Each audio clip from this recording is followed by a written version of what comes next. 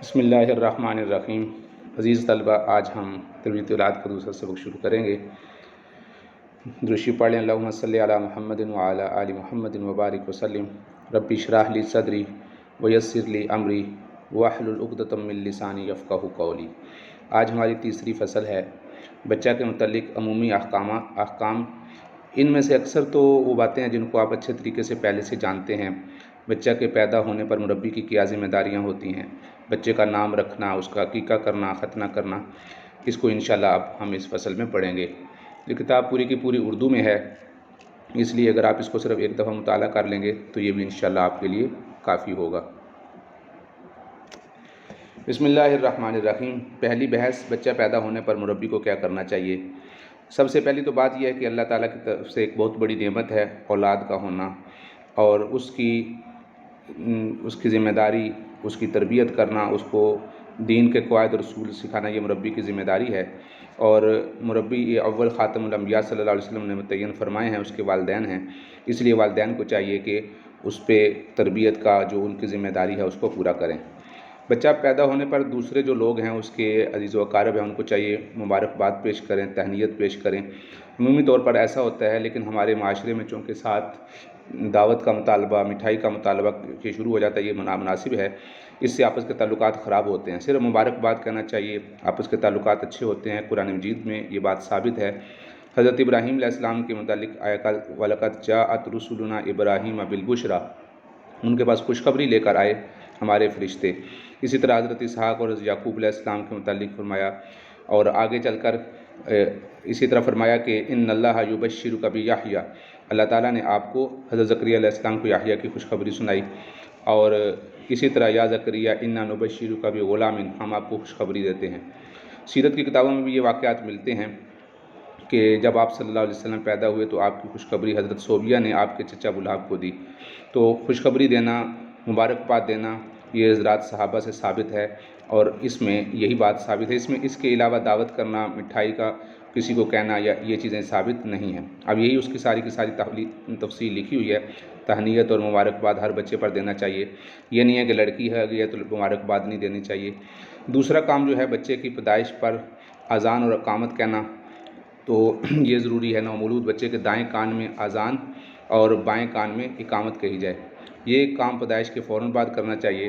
یہ ابو داؤد، ترمذی کی روایات میں یہ ثابت ہے کہ آپ صلی اللہ علیہ وسلم نے ان کے کان میں اذان دی جب حضرت فاطمہ کے حضرت حسن بن علی پیدا ہوئے، تو یہ حدیث مبارکہ سے ثابت ہے، اس کا اہتمام کرنا چاہیے۔ جس طرح حضرت عبداللہ بن عباس رضی اللہ عنہ سے مروی ہے کہ جب حضرت حسن بن علی پیدا ہوئے تو آپ علیہ السلام نے ان کے دائیں کان میں اذان اور بائیں میں اقامت کہی۔ آگے نیچے مختلف حوالہ جات ذکر کیے گئے ہیں، اس کو تفصیل سے پڑھ لیں گے تو انشاءاللہ یہ بات آپ کو بالتفصیل معلوم ہو جائے گی کہ یہ بات احادیث سے ثابت ہے۔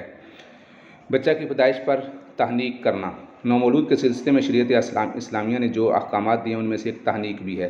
تحنیک کسے کہتے ہیں، اس کی حکمت ذرا سمجھ لینی چاہیے۔ تحنیک کہتے ہیں کھجور کو چبا کر بچے کے تالو پر لگا دینا، جو کھجور چبائی گئی ہو اس کا کچھ حصہ انگلی پہ لگا کے بچے کے تالو پہ لگا دینا، اور کسی دینی شخصیت کے یا بڑی عمر کے آدمی سے تحنیک کروانی چاہیے، کھجور چبا کے رکھ لینی چاہیے اور بچے کے منہ میں اس وقت لگانی چاہیے۔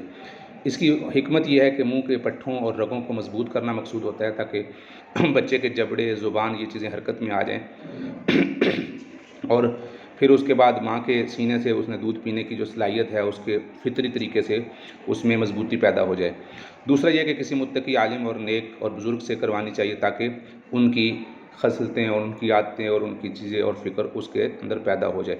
آپ صلی اللہ علیہ وسلم کیا کرتے تھے تحنیک۔ ایک روایت میں ہے کہ حضرت ابو موسیٰ اشعری فرماتے ہیں جب میرا بچہ پیدا ہوا تو میں آپ علیہ السلام کی خدمت میں حاضر ہوا تو آپ نے اس کا نام ابراہیم رکھا اور ایک کھجور سے اس کی تحنیک کی اور برکت کی دعا دی۔ یہ آگے مختلف روایات سے اس کے حوالہ جات ذکر کیے گئے ہیں، یہ مزید تفصیل کے لیے اس کے حوالہ جات پڑھ لیے جائیں۔ متعدد احادیث سے یہ مضمون بالتفصیل ثابت ہے۔ چوتھا حکم، نومولود بچے کا سر مونڈنا۔ سر مونڈ کر اس 7ویں دن اس کے سر کے بال مونڈنا اور اس کے بالوں کے برابر چاندی فقراء اور مستحقین پر صدقہ کر دینا، یہ مستحب ہے۔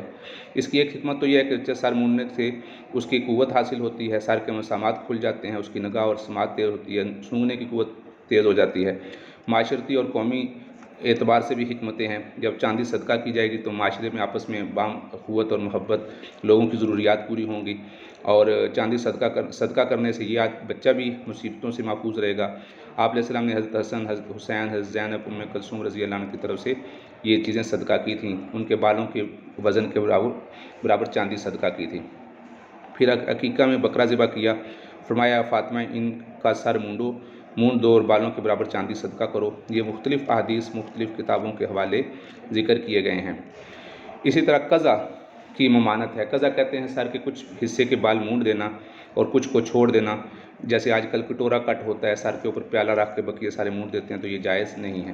اسی طرح بعض اوقات بزرگوں کے نام پہ کچھ لٹ چھوڑ دیتے ہیں، کچھ بالوں کی مقدار چھوڑ دی جاتی ہے جس کو نہیں مونڈا جاتا، یہ بھی بالکل نامناسب ہے اور ایسا نہیں کرنا چاہیے۔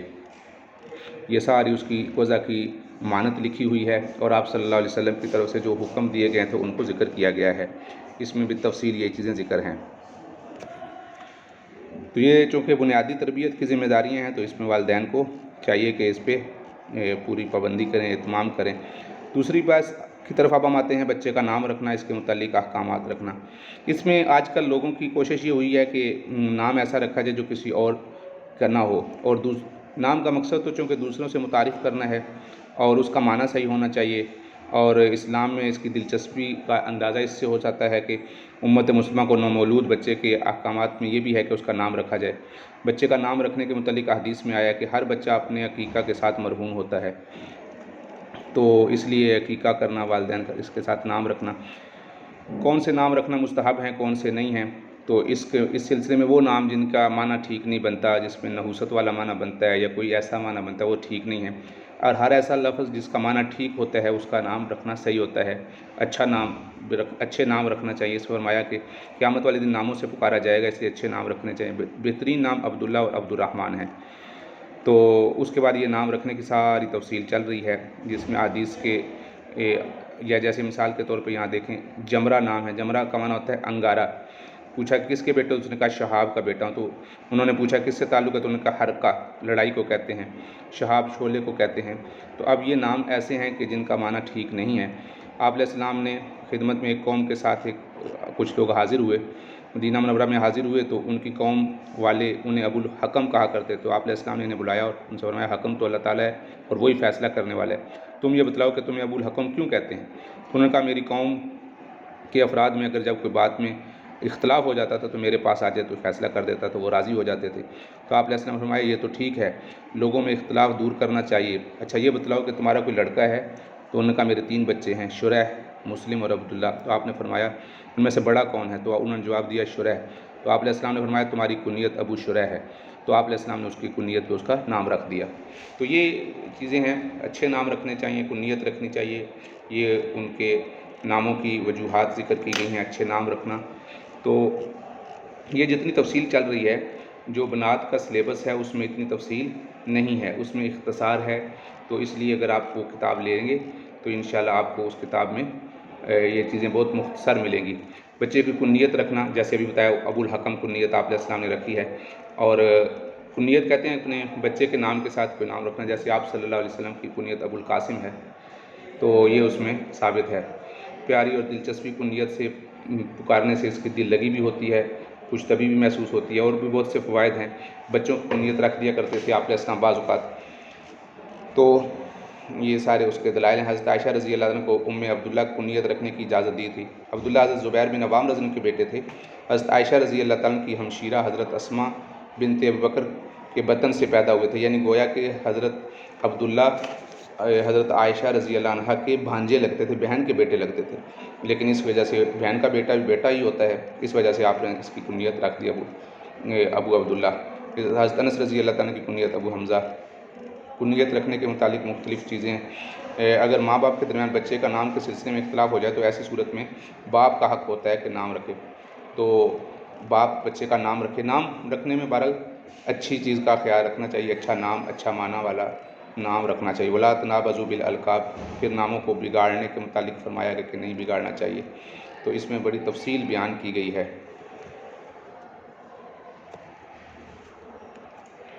پھر اس کے بعد عقیقے کے متعلق بیان کیا گیا۔ لغت میں عقیقہ کا معنی ہوتا ہے کاٹنا، اسی سے والدین کی نافرمانی اور قطع تعلق کو حقوق والدین کہا جاتا ہے۔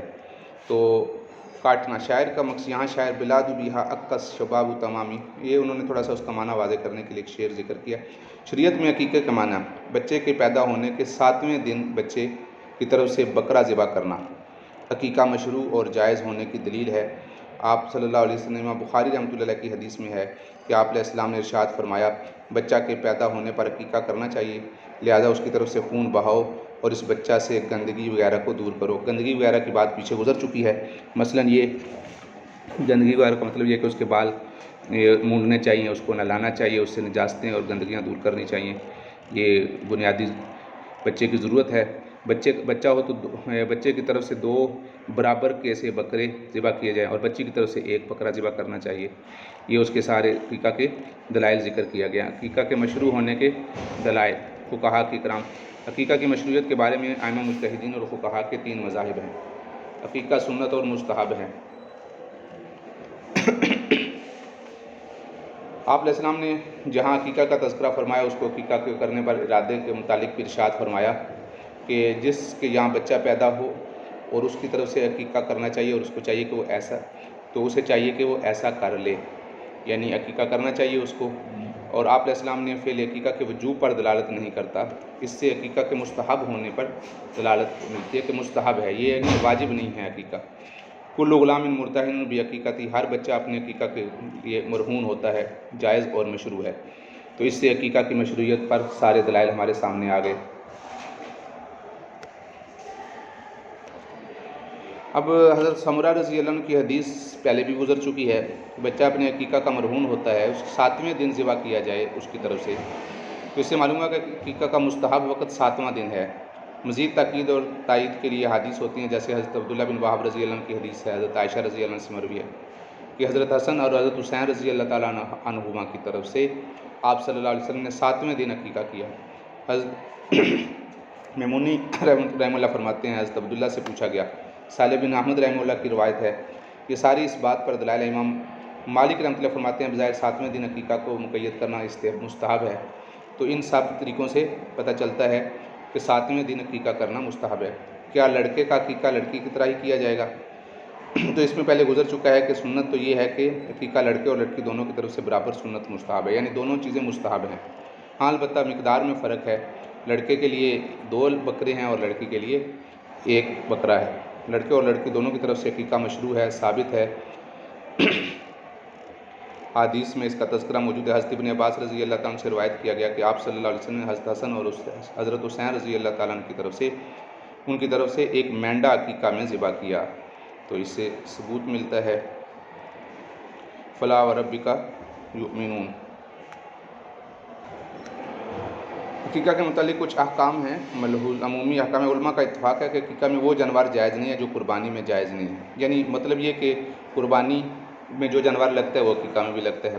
بھیڑ، بکرا، دمبا 1 سال کا ہونا چاہیے اور 1 سال پورا کر کے دوسرے سال میں لگا ہوا ہو۔ جو قربانی کی شرائط ہے مختصر یہ کہ وہی شرائط عقیقہ کی بھی ہیں، اور قربانی کا جانور عیب سے مبرہ ہو، سالم ہونا چاہیے، اندھا نہ ہو۔ جو قربانی کی شرائط ہیں وہ اس کی بھی شرائط ہیں۔ گائے بھینس قربانی اس وقت تک درست نہیں ہوگی جب تک کہ وہ 2 سال کے پورا ہو، تیسرے میں لگا ہوا ہو۔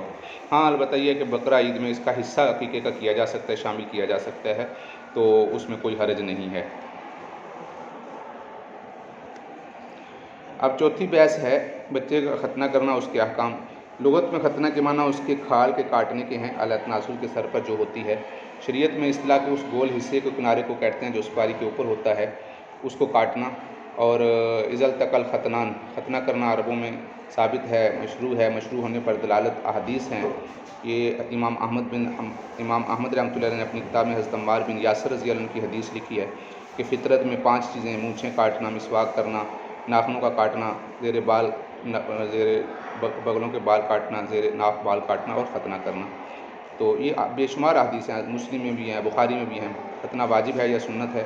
تو اس میں فرماتے ہیں کہ یہ حنابلہ اور ان کی دلیل میں اس کی روایت کی بنیاد پر وہ فرماتے ہیں کہ مردوں کے لیے یہ چیز واجب کے درجے میں آتی ہے، اور سنت ہے تو سنت فرماتے ہیں کہ اس سنت سے مراد فطرت ہے، یعنی انسان کی فطرت میں شامل ہے۔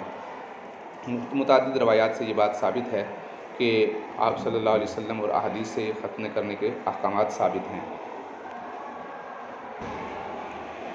چوتھی فصل ہے بچوں میں انحراف پیدا ہونے کے سبب، وہ عوامل اور اسباب جس سے بچوں کے اندر زہریلے، گندے، بے حیائی اور حیا سوز مناظر جب دیکھتے ہیں، جس میں موبائل پہ دیکھ لیں یا ٹی وی یا اس پہ، ان سے بچوں کو دور رکھنا چاہیے اور کوشش کرنی چاہیے کہ بچوں کی ذمہ داریاں اور ان کو اپنا احکامات اور دین کی طرف ان کا رجحان بڑھائیں، نمازوں کا اہتمام کریں۔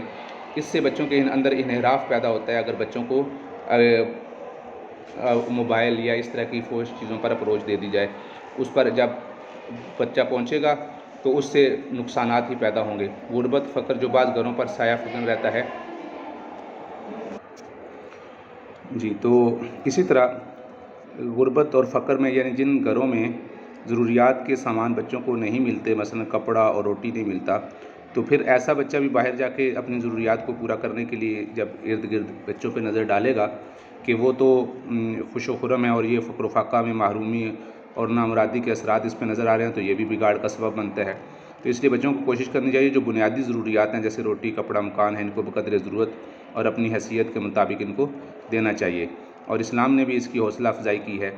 اور ماں باپ کے درمیان لڑائی جھگڑا اور اختلاف، یہ بھی بچوں کے اندر نزاع اور اختلاف پیدا کرتا ہے، اس لیے کہ بچے جو گھروں میں دیکھتے ہیں کہ آپس میں باہمی اختلاف اور نزاع کی باتیں ہو رہی ہیں، تو پھر وہ جب بچہ گھر میں آنکھ کھولتا ہے اور اپنی آنکھوں کے سامنے لڑائی جھگڑا دیکھتا ہے تو ظاہری بات ہے اس کو اپنا مستقبل تاریک نظر آتا ہے، تو اس لیے وہ اپنے دوستوں کے ساتھ اور گھٹیا گندے اخلاق اور اس طرح کی روشوں میں ملوث ہو جاتا ہے۔ تو اس لیے والدین کو چاہیے کہ اپنا آپ کو کنٹرول رکھتے ہوئے بچوں کی تربیت کے لیے اپنے آپ پر کنٹرول رکھیں۔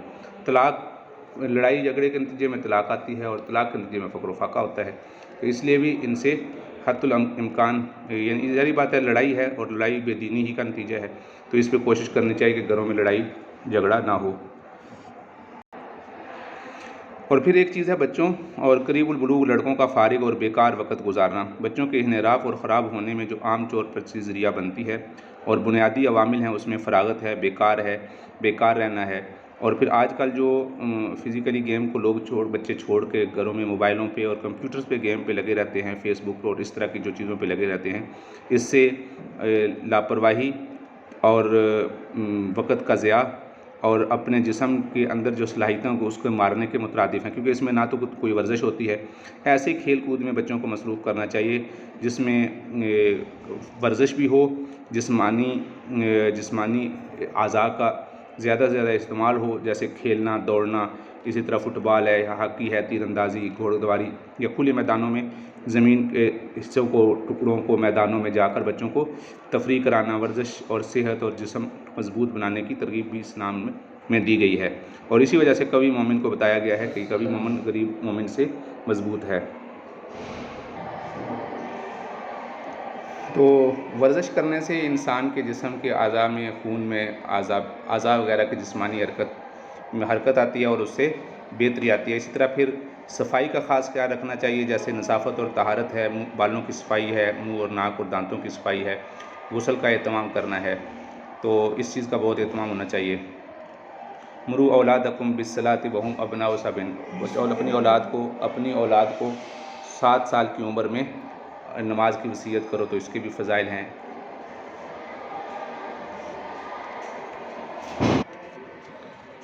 اس کے بعد یہ ہے بچوں کی تربیت کے حوالے سے ان کی صحبت اور اٹھنے بیٹھنے اور دوستوں کا خیال رکھا جائے۔ بچوں کو بگاڑنے اور خراب کرنے میں اس کی صحبت کا بڑا اثر ہوتا ہے۔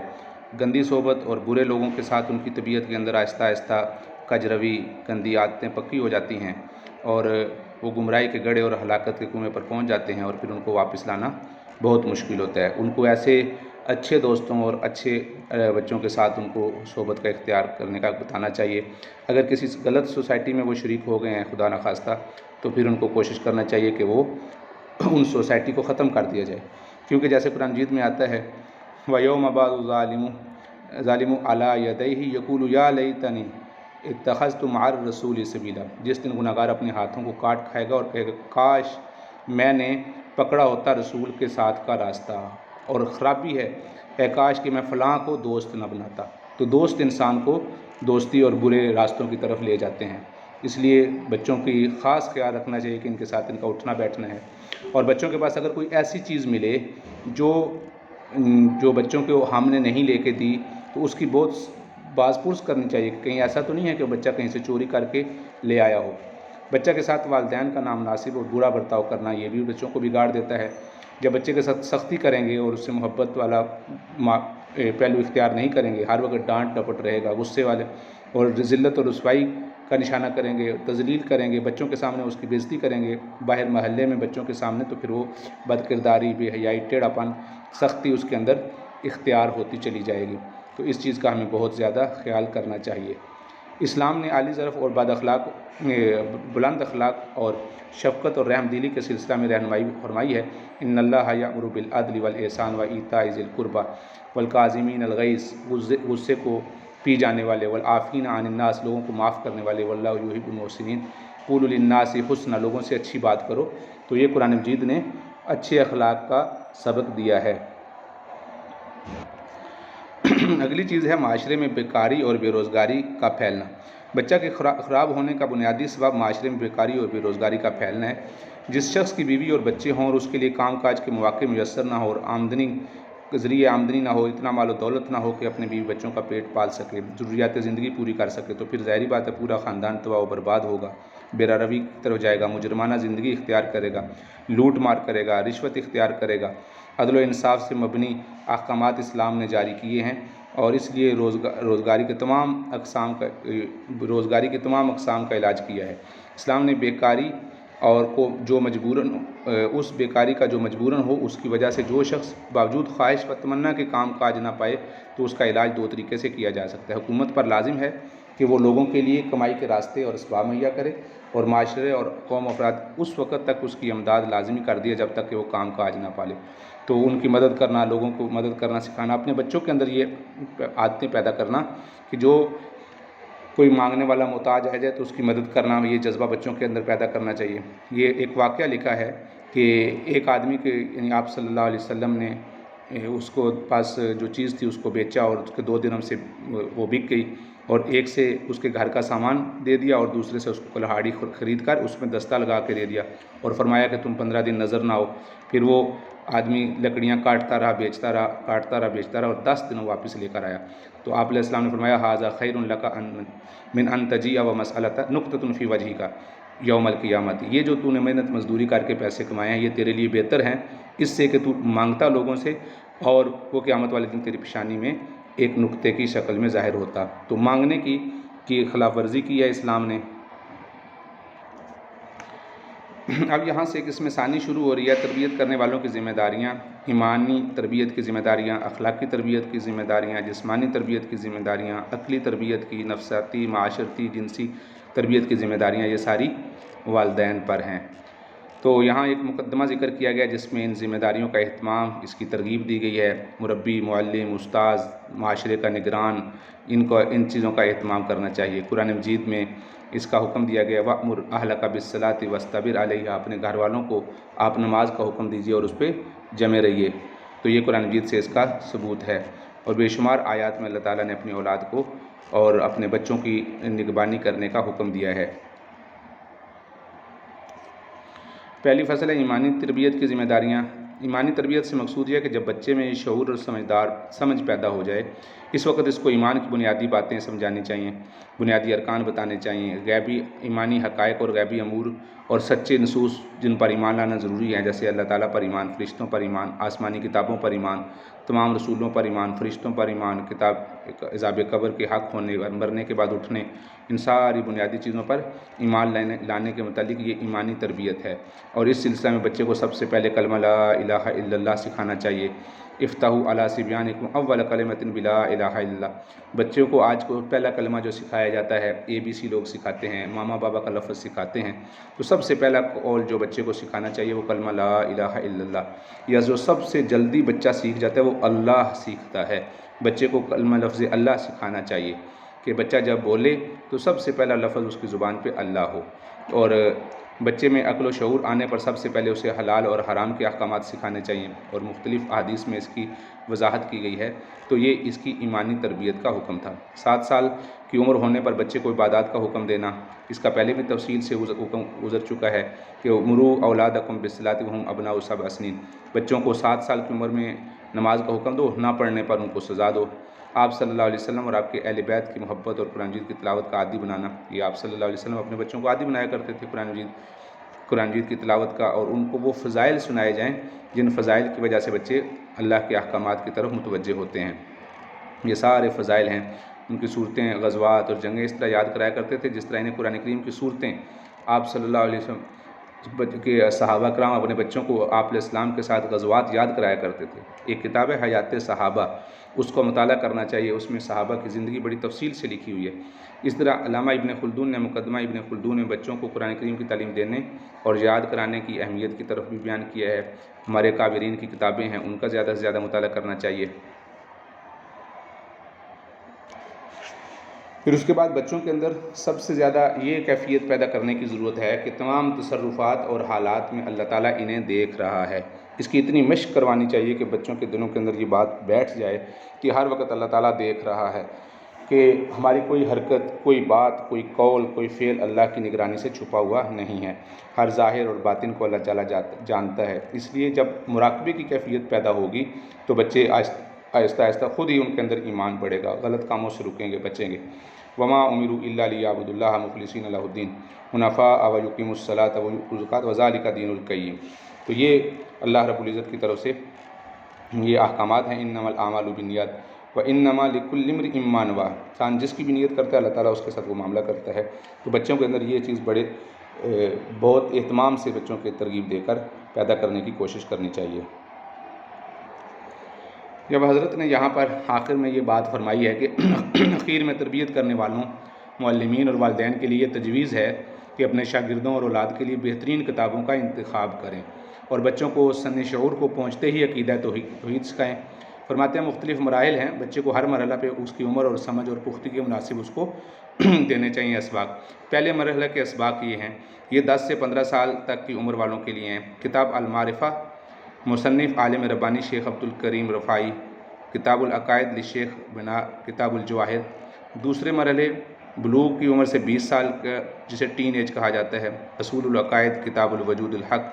شبہات، جو شبہ پیدا کرتے ہیں باطل، ان کا رد ہوتا ہے. تیسرے مرحلے میں 20 سال کی عمر کے بعد کا زمانہ، کتاب الکبریٰ، کتاب عز و جل. مصنف جناب سعید حویہ، انہوں نے کچھ کتابوں کے حوالے دیے ہیں. کتاب قصۃ الایمان. تو ان کتابوں کو بچوں کو کوشش کرنی چاہیے. بعض اس میں سے عربی میں ہیں، بعض اردو میں ہیں. جو اردو میں ہمیں اس کا بچوں کو پڑھ کے سنانا اور ان کو کہنا کہ خود پڑھیں، ان کا مطالعہ کریں. اگر بچہ صرف پرائمری تک کی تعلیم حاصل کر کے عملی زندگی میں کمانے کے لیے قدم رکھے تو اس کے والد کو چاہیے کہ اس کو فارغ الاوقات میں سمجھدار، باصلاحیت اور اساتذہ کے ذریعے عقیدہ توحید سکھانے کا اہتمام کرے. مطلب بچہ پڑھنے کی طرف نہیں گیا ہے تو کوشش کرنی چاہیے کہ وہ بچہ اساتذہ کی زیر نگرانی کچھ نہ کچھ اس میں کرے. اب دوسری فصل شروع ہو رہی ہے یہاں پر، اخلاقی تربیت کی ذمہ داریاں. اخلاقی تربیت سے مراد یہ ہے کہ تمام اخلاقی بنیادوں، کردار، وجدان سے متعلق فضائل کا مجموعہ حاصل کرنا، سکھانا، اپنے اندر ایسا جذبہ پیدا کرنا. اور مکلف جو ہے، یعنی جو بچہ سمجھدار ہو جاتا ہے اور وہ زندگی کے گہرے سمندر میں قدم رکھے تو یہ فضائل اور کمالات اس کے اندر ہونے چاہیے. اخلاق، کردار کی اس حقیقت راسخ ہو چکی ہو، صحیح اعتبار سے تربیت اس کی ہو، اللہ پر ایمان پیدا ہو، خوف ہو، مراقبہ ہو اور گناہوں سے بچے اور اعلیٰ اور شریف اخلاق کو اختیار کرے، فطری اور وجدانی. یہ ساری چیزیں آپ کے مطالعے کی ہیں. بچے کی تربیت اسلامی عقیدہ کے سے بعید اور دینی توجیہات سے عاری ہوگی تو ظاہری بات ہے اللہ تعالیٰ سے بھی تعلق نہیں ہوگا، فسق و فجور کی طرف بڑھے گا، آزادی میں پروان چڑھے گا، نہ اس کو لباس کی کوئی فکر ہوگی، نہ خواہشات اور نہ مزاج کی کوئی اخلاقی تربیت ہو چکی ہوگی. شیاطین اس پر مسلط ہوں گے اور وہ اس کے مزاج کے مطابق وہ ڈھلتا چلا جائے گا، نفس کو بھی وہ قابو نہیں کر سکے گا. یہ اخلاقی تربیت بہت ضروری ہوتی ہے اور اس میں بچوں کو معاشرے میں رہنے کا طریقہ، بڑوں کے ساتھ پیش آنے کا طریقہ اور اپنی زبان کی حفاظت، یہ ساری چیزیں اس میں سکھائی جاتی ہیں. اب اخلاق کے حوالے سے جو لحاظ سے بچے کی تربیت کے سلسلہ میں جو اہم نصیحتیں ہیں، تجاویز ہیں، توجیہات ہیں، ان کا ذکر ہے. امام ترمذی میں ابو ایوب بن موسیٰ سے اور ان کے والد سے اور دادا سے روایت کرتے ہیں، کسی باپ نے اپنے بیٹے کو عمدہ اور بہترین ادب سے زیادہ اچھا ہدیہ نہیں دیا. یعنی جو اپنے بچوں کو ادب سکھا دیتا ہے وہ سب سے بہترین ہدیہ ہے۔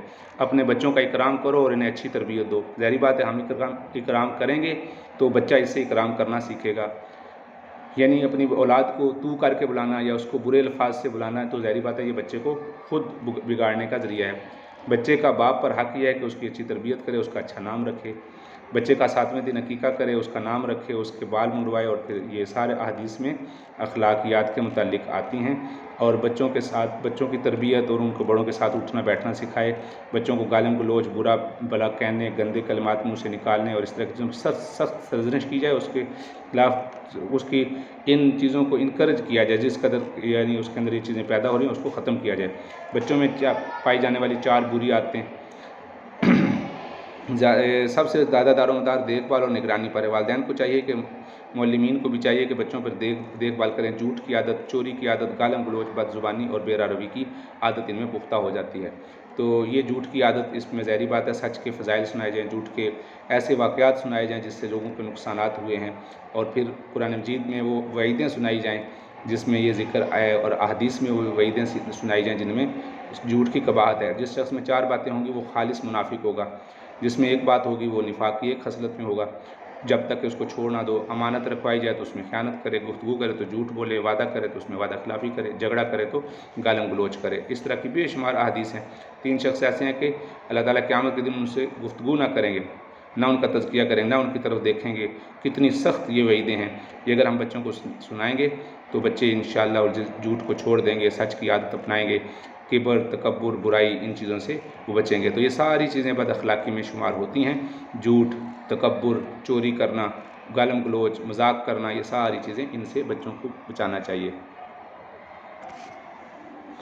اور پھر یہ ہے کہ اندھی تقلید کرنا، دوسروں کی مشابہت اختیار کرنا، جیسے کہ آدھے سر کے بال کٹوا دینا، آدھے کے رکھنا، اور مونچھیں کاٹنے کا حکم دیا گیا، داڑھی بڑھانے کا حکم دیا گیا ہے۔ آج کل نوجوان نسل داڑھی کٹوانے کی طرف شروع سے ہی چل پڑتی ہے۔ یہ ظاہری بات ہے یہود و نصارہ کے ساتھ مشابہت میں انہی کی طرف چلے گا تو ان کی چیزیں اور ان کی عادتیں اندر آہستہ آہستہ پختہ ہوتی چلی جائیں گی۔ اس کے بعد پھر یہ جو مشابہت کے خلاف کرنے پہ یہ ساری احادیث ذکر کی جا رہی ہیں۔ عیش و عشرت میں پڑھنے سے ممانعت کرنا، یعنی ہر وقت ہی کوشش کرنا کہ اچھا کھانا ملے، اور ہر وقت سوئے رہنا اور مشقت کی عادت نہ ہونا، نماز گھر میں پڑھ لینا، یہ وہ چیزیں ہیں جو انسان ناز و نخرے میں پڑھنا یہ انسان کو دین سے پیچھے کر دیتا ہے، کوئی مجاہدے کی طرف کسی بھی انسان کو نہیں آنے دیتا۔ نفس انسان کا سب سے بڑا دشمن بن جاتا ہے۔ موسیقی، گانے بجانے، فحش گانے کی ممانعت ہونا، اگر بچے کے اندر ایسے حالات ہم دیکھیں تو کوشش کریں کہ ان کی سرزنش کریں، ان پہ پکڑ کریں، اور اس کی جو وہ وعیدیں سنائیں جو قرآن اور حدیث میں موسیقی کے خلاف اور گانے کے خلاف آئی ہیں۔ میری امت میں ایسی قومیں آئیں گی جو شرم و حیا اور ریشم کو اور شراب کو اور گانے بجانے کو حلال قرار دیں گے۔ یستحلون الحر والحریر والخمر والمعازف، معازف کہتے ہیں گانے بجانے کے آلات کو۔ بچوں کے اخلاقی انحراف اور کردار میں آزادی اور بے رفیق کے کچھ اسباب ہیں۔ جو باپ اپنے بچوں کو برے ساتھیوں اور بد کرداروں سے ملنے کی کھلی چھٹی دے گا تو ظاہری بات ہے بچے اس طرف جائیں گے۔ ایسے عشقیہ فلموں کے دیکھنے کی اجازت ہوگی تو بے حیائی کی طرف جائیں گے۔ جو باپ اپنی اولاد کو موقع فراہم کرے گا کہ ٹیلی ویژن کی اسکرین پر اور شہوت بھڑکانے والے مناظر دیکھے گا تو اس سے بھی، جو باپ اپنی بیوی اور لڑکیوں کو پردہ کرانے کے سلسلے میں تساہل برتے گا، سستی کرے گا تو وہ بھی بے روی کی طرف چلے جائیں گے۔ لڑکوں اور لڑکیوں کے اسکول جانے کی نگرانی کرنا، جو نہیں کرے گا وہ اپنا نقصان کرے گا۔ بچوں کی کتابوں کی الماریوں اور بستروں کی طرف توجہ نہیں دے گا تو وہ بھی کمی کرے گا۔ ظاہری بات ہے بچوں کی جو پاس جو تصاویر ہوں گی، جو بھی چیزیں مواد ہوگا وہ گھروں میں رکھیں گے، الماریوں میں رکھیں گے، اپنے بیگ میں رکھیں گے۔ اکثر بچوں کے بیگ چیک کرتے رہنا، بچوں کی کتابیں دیکھتے رہنا، ان کے بعض اوقات کچھ تحریریں ان سے مل جاتی ہیں جن سے بچوں کا پتہ چلتا ہے کہ بچے کس طرف ملوث ہیں۔ اور آج کل تو اسکول سے ڈائری ملتی ہے، اس کا روزانہ اہتمام کرنا۔ تو یہ وہ چیزیں ہیں جس سے بچوں پہ، یعنی مختصر یہ کہ بچوں پر کڑی نگرانی رکھنا۔ تو بچوں کے کمروں کو علادہ کر کے ان سے بے فکر ہو جانا، اس سے نقصان ہی دیکھے گئے ہیں آج تک۔ اللہ تعالیٰ ہماری بھی صحیح معنوں میں تربیت فرمائے، ہمارے طلبہ کی بھی، سننے والوں کی بھی صحیح معنوں میں تربیت فرمائے، اور اللہ تعالیٰ ہمیں ان لوگوں میں شمار فرما لے جو اللہ کے نیک اور مقربین ہیں۔ اب یہاں سے چونکہ فصل ثانی شروع ہو رہی ہے، اور جسمانی تربیت کے حوالے سے جو ذمہ داریاں ہیں مربیین کی، والدین کی، اساتذہ کرام کی، ان کا انشاءاللہ یہ آپ لوگ بھی تفصیل کتاب کا مطالعہ کریں گے تو آپ کو کوئی ایسی بات نہیں لگے گی جو آپ کو معلوم نہ ہو۔ صرف یہ ہے کہ آپ اس کا تھوڑا سا ایک دفعہ مطالعہ کر لیں، ان چیزوں کو آپ کو اپنے سامنے لے آئیں گے انشاءاللہ تو یہ بہتر ہو جائے گا۔ اللہ تعالیٰ آپ کے لیے بہت آسانیاں پیدا فرمائے۔ السلام علیکم ورحمۃ اللہ وبرکاتہ۔